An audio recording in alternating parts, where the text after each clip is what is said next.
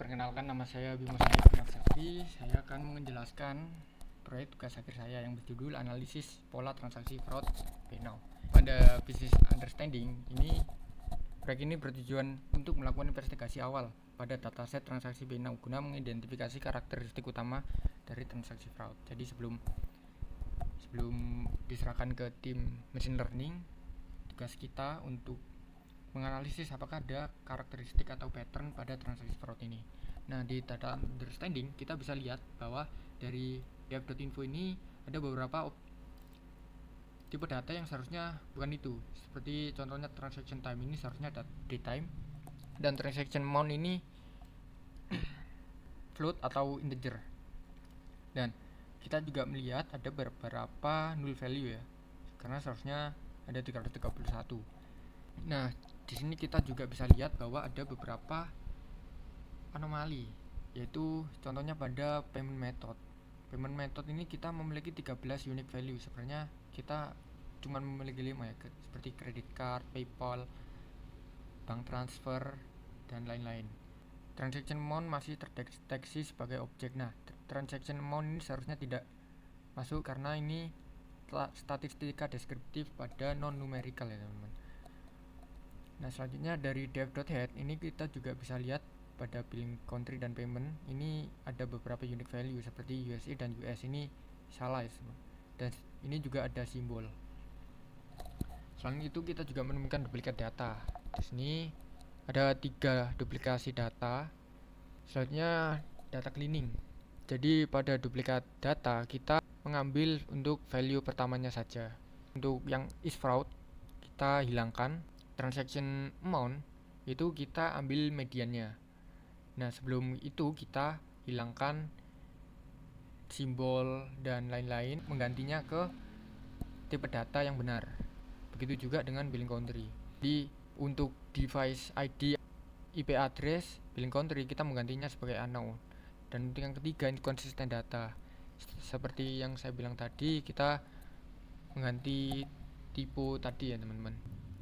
Yang keempat ada outlier. Nah, di sini kita mendapatkan salah satu petunjuk sebagai fraud ya teman-teman. Berikutnya yaitu data analisis. Analisis pertama kita yaitu fraudster melakukan transaksi yang tinggi.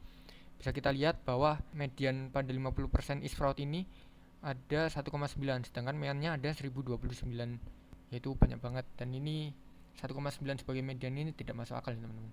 Hal ini menunjukkan bahwa fraudster melakukan aksinya dengan mencoba akun mereka terlebih dahulu. Lalu jika berhasil, mereka melakukan transfer yang besar. Kebanyakan juga mereka melakukan dengan transaksi yang kecil. Lalu yang kedua, fraudster akan mengeksploitasi metode payment yang paling beresiko. Nah, di sini kita dapat melihat ada 2 metode payment yang beresiko, gift card dan credit card. Ketiga, hipotesis. Ini fraudster aktif pada jam tertentu. Jadi bisa kita lihat jam tertentunya ada jam 2 pagi sampai jam 6 pagi. Lalu ada peak pada jam 10 dan jam 2, selanjutnya jam 6 hingga jam 10. Yang keempat, fraud aktif pada hari tertentu ya. Jadi kita bisa lihat di sini ada Selasa hingga Sabtu. Fraud datang hanya dari beberapa negara ya. Di sini kita bisa lihat ada Nigeria, Rusia, dan Vietnam. Walaupun USA cuma kecil, tapi kita mendapatkan ada 100% rate. 100% dari negara-negara ini adalah fraud. Jadi kesimpulannya adalah dari temuan data dapat menyimpulkan bahwa analisis ini membuktikan bahwa aktivitas penipuan BNow tidak acak melainkan sangat terpola dan strategis. Kami telah berhasil mengidentifikasi profil penipu yang jelas yang beroperasi dari negara-negara tertentu menggunakan metode pembayaran yang rentan dan beraksi di luar jam operasional. Rekomendasi yang bisa diberikan adalah produk tim diharap melakukan manual review terhadap transaksi yang memiliki kriteria tersebut dan terutama pada jam rawan. Machine learning team direkomendasikan untuk mengembangkan model fitur billing country dan payment method harus diperlakukan sebagai prediktor dengan tingkat kepentingan yang tinggi. Dan selanjutnya fitur rekayasa fitur baru variabel turunan untuk menangkap pola perilaku yang ditemukan seperti is early morning bulan untuk jam 2 sampai 5 pagi, is micro transaction untuk jumlah transaksi yang kurang lebih dari $5. Yang selanjutnya ada is high country jika memiliki country berada di Rusia, Vietnam, dan Nigeria. Jadi berikut itu saja untuk untuk laporan saya, penjelasan saya. Terima kasih. Wassalamualaikum warahmatullahi wabarakatuh.